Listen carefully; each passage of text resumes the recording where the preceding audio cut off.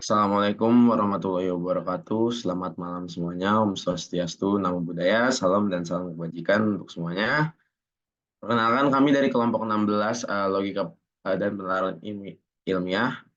Kali ini kami akan mempresentasikan tentang tugas mini research kita tentang analisis dampak pengaruh penjualan di e-commerce terhadap turunnya tingkat penjualan pada pasar lokal.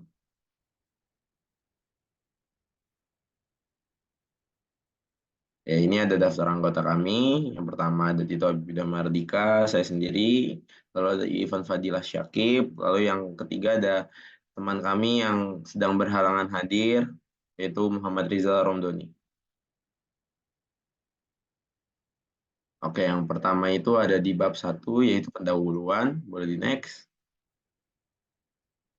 Nah, yang pertama itu latar belakang. Jadi transformasi digital ini adalah fenomena besar yang mengubah cara kita menjalani kehidupan sehari-hari. Ini berkaitan dengan penggunaan teknologi digital dalam berbagai aspek kehidupan kita. Salah satu fokus utamanya adalah pada bisnis dan bagaimana teknologi digital ini dapat membantu perusahaan memenuhi kebutuhan pelanggannya, memajukan ekonomi dan peningkatan efisiensi dalam proses bisnis. Salah satu subtopiknya yang kita bahas yang lebih spesifik adalah tentang e-commerce, pengaruh terhadap e-commerce.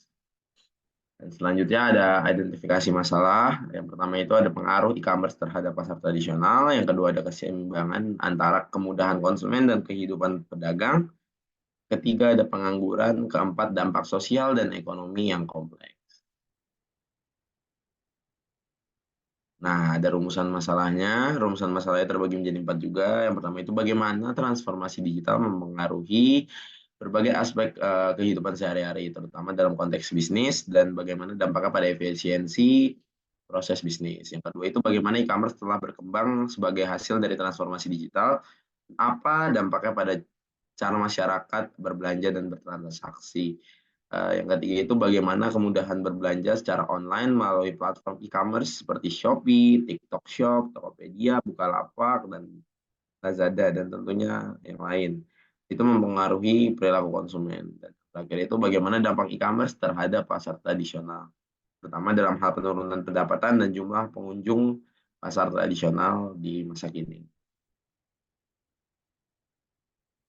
Selanjutnya ada tujuan penelitian. Yang pertama itu untuk mengetahui apakah dalam konteks bisnis, dampak dari e-commerce ini sangat berpengaruh terhadap penjualan di pasar lokal. Kedua itu untuk mengetahui apakah pengaruh transformasi digital merubah cara masyarakat dalam berbelanja dan bertransaksi.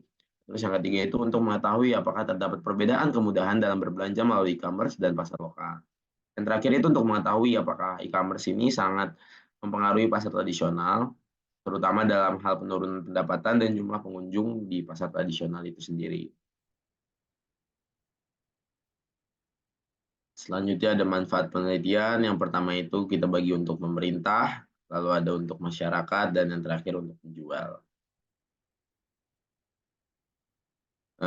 Selanjutnya ada bab 2 yaitu tinjauan pustaka. Boleh di next. Jadi pada tinjauan pustaka ini transformasi digital adalah perubahan signifikan dalam cara kita menjalani kehidupan sehari-hari yang disebabkan oleh kemajuan teknologi digital.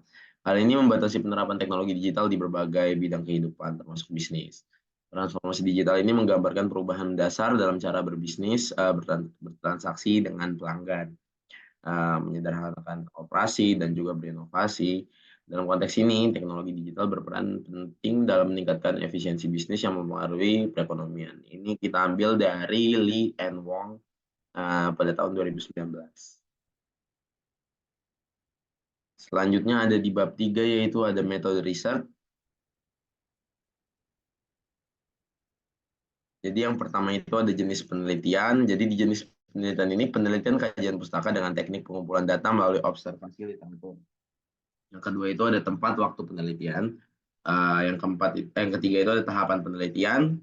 Yang keempat itu ada teknik pengumpulan data. Jadi di jenis penelitian ini penelitian kajian pustaka dengan teknik pengumpulan data melalui observasi literatur di tempat dan waktu penelitian. Tempat yang kita pilih itu adalah DKI Jakarta dan waktu penelitian itu selama 1 bulan. Ketiga itu ada tahapan penelitian yang terbagi menjadi 6.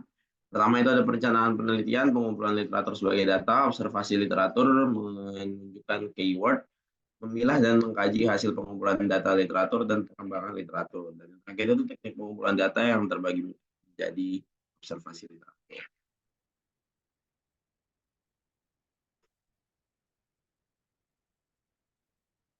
Selanjutnya akan dijelaskan oleh teman saya.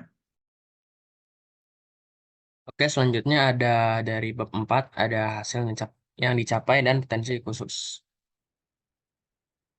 Eh, Pertama ada hasil yang dicapai. Dalam bab ini, kami akan menyajikan hasil analisis yang telah dilakukan terkait dampak penjualan di platform e-commerce terhadap penurunan tingkat penjualan pada pasar lokal. Data yang dikumpulkan dan analisis yang dilakukan memberikan gambaran komprehensif tentang hubungan antara penjualan online dan pasar lokal.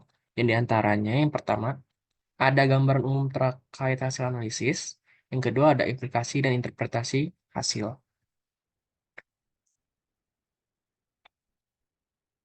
Nah, di sini ada dari potensi khususnya. Meskipun penelitian ini menyoroti dampak negatif pada tingkat penjualan lokal, kami juga mengidentifikasi potensi khusus dalam pengembangan e-commerce lokal. Berikut adalah beberapa potensi yang dapat dioptimalkan.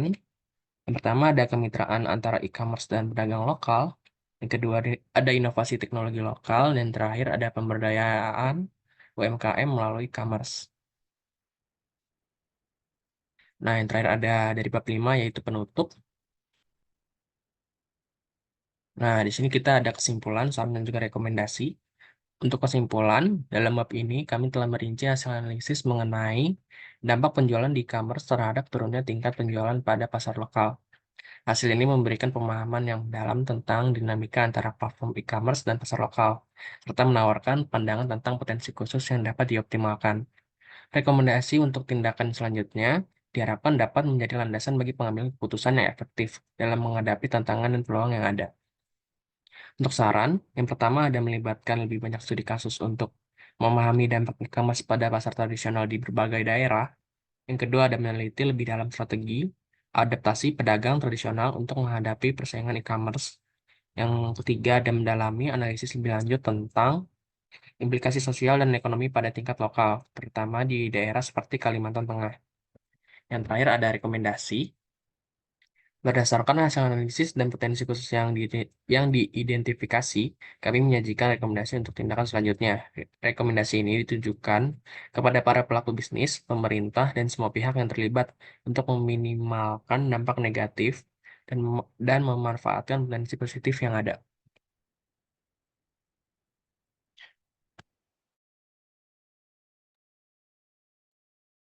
Ya, sebelumnya kami berterima kasih kepada Ibu Aan Amaningsi Jumhur PhD yang telah memberikan tugas ini kepada kami. Sekian presentasi dari kelompok kami, kelompok 16, tentang materi terakhir ini tentang mini research. Kurang lebihnya mohon dimaafkan. Wabillahi taufiq wal hidayah. Wassalamualaikum warahmatullahi wabarakatuh. Selamat malam semuanya.